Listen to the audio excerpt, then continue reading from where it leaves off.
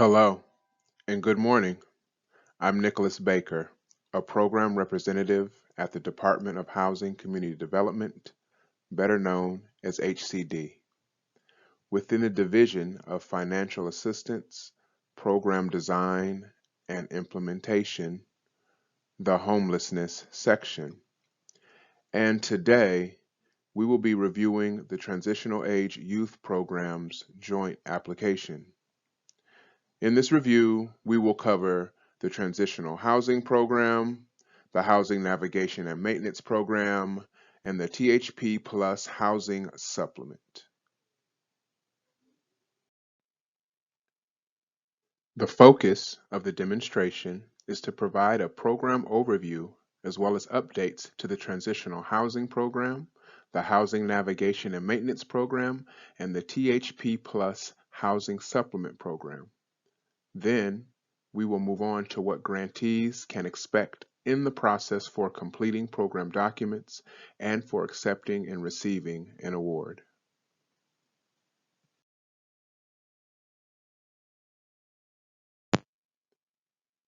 The Transitional Age Youth Programs are a direct allocation award to county child welfare service agencies.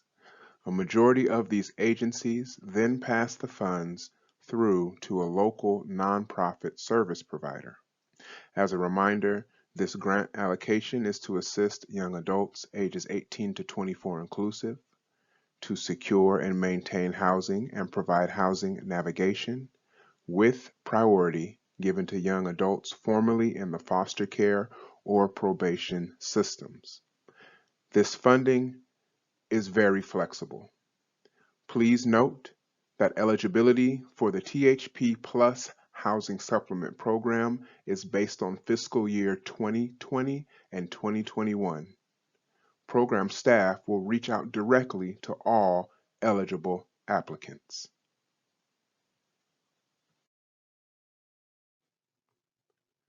What to expect in the Transitional Age Youth Document Package. An email invitation has been sent out to counties to accept an allocation for this funding. This email includes 3 documents: an allocation acceptance form, a government 10 form, and a draft resolution sample. This package of documents can be used for the THP program, for the HNMP program, and the THP Plus Housing Supplement program. What is needed to accept an award? In order to accept the funding, these documents must be submitted by the established due date. Acceptance form, government 10 form, and board resolution.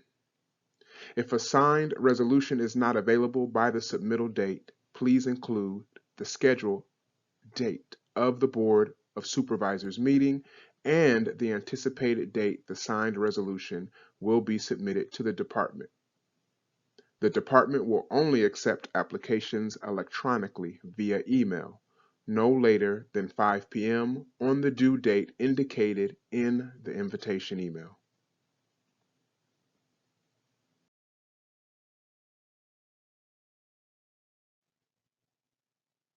The allocation acceptance form.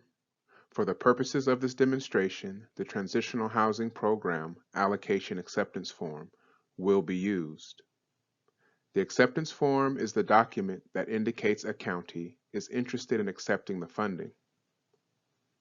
There is an acceptance form for the Housing Navigation and Maintenance Program, as well as for the THP Plus Housing Supplement Program. We will use the THP form as an example. There are a few items on this document that I'd like to focus on in the upcoming slides. Let's get started with the allocation acceptance form. If you take a look at the red arrow, this is where you choose your county from the drop-down box in the Applicant County section. The Applicant County section has a drop-down feature, and once the appropriate county is selected, it will auto-populate the county award amount in the county allocation box in the top right of the document. Directly below the Applicant County section is where the legal name of the county can be manually entered. Please ensure that this name is entered and is the same as what is stated in the resolution. All right, now we're to the good part, the county allocation amount. If you look in the top right of the allocation acceptance form, indicated by the red arrow there, it will be auto-populated once the applicant county is selected from the drop-down menu in the applicant county section. If at any time it becomes unclear or it needs to be rechecked, please take a moment and return to this section right here, and it will always let you know what the county's allocation amount will be. I'd like to take a few moments and slow down a bit to focus on a very important aspect of program documents. If you take a look in the top right-hand corner of the allocation acceptance form, you will see a red arrow. This red arrow is indicating the revision date. This is the date that will be included in the board resolution, which we will talk about shortly. It will be very, very important to use the updated acceptance form that was included in the county's email invitation. Please note, do not use a previous year's allocation form as it will cause delay. The authorized representative's name. This is where the authorized representative who can sign on behalf of the county is entered. Directly below is where the county's program contact is provided. If the person who has been designated as the authorized representative changes, it may impact the county's ability to draw down on funds. In this case, please reach out to the program representative assigned to your county as soon as possible. The board resolution sample. The department provides a sample board resolution, and there are a few aspects of this document that I will highlight. Ensure that the acceptance form date is the same date as the revision date in the upper right corner of the allocation acceptance form. As a reminder, the department shall accept one county board resolution for all programs and execute one standard agreement. Lastly, please ensure the highlighted fields are completed with a resolution number and the county name.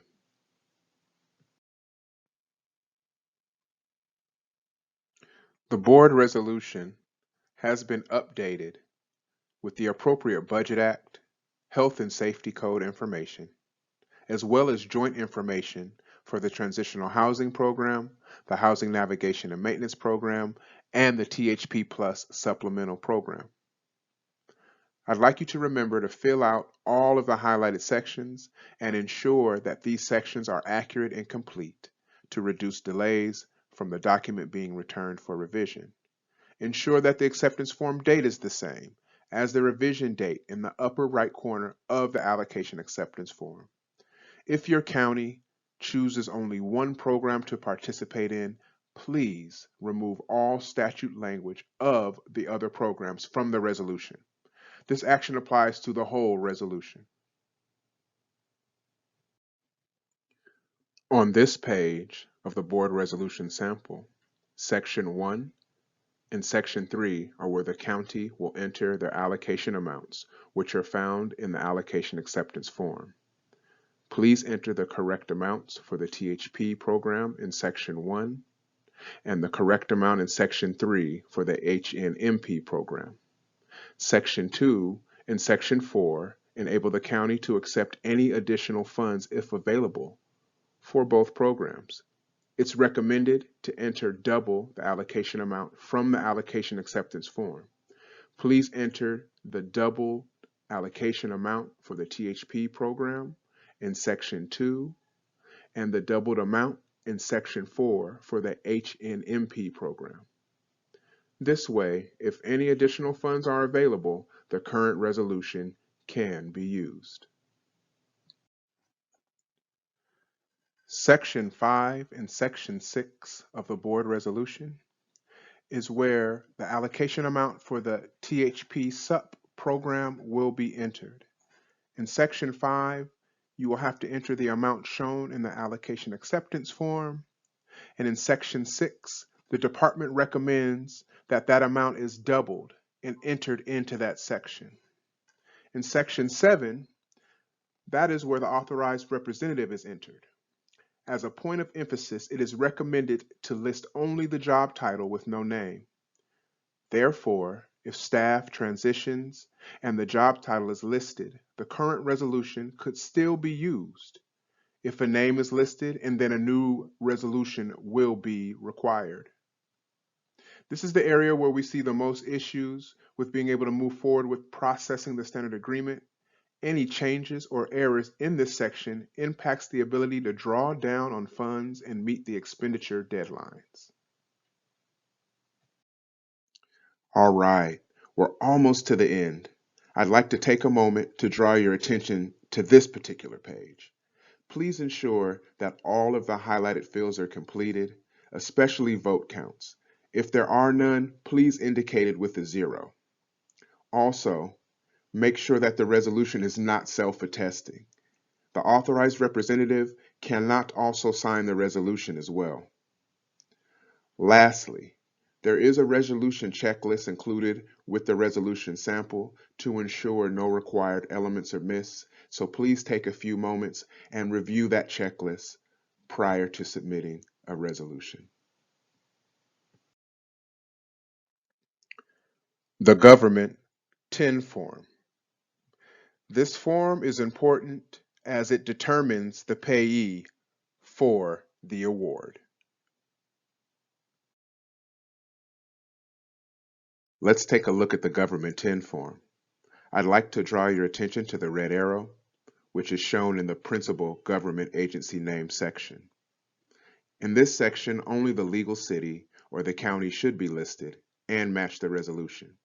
This area should not list out subdepartments. I would like to draw your attention to the red arrow, the Remit To address. This is where the payment is sent and can include the department or subdepartment.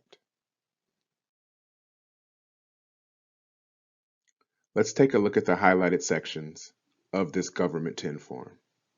Please ensure that the city and zip code are accurate. Also, the federal employee identification number should include all 9 digits, and it belongs to the city or county.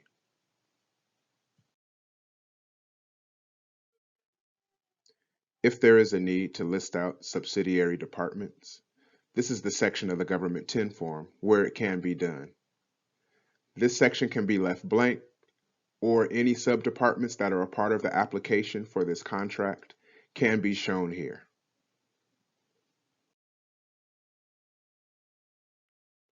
Once the Government 10 form is complete, if you take a look at the red arrow, this is where the contact person fills out their information and signs and dates the document. Please ensure that this document is signed and dated. All right, we did it. We made it to the end of the TAY program's joint application process. I greatly appreciate everyone's time and patience, and I encourage all of you to follow HCD on its social media handles and platforms. If there are any questions or need for follow-up or submission of program documentation, those all can be sent to tay@hcd.ca.gov.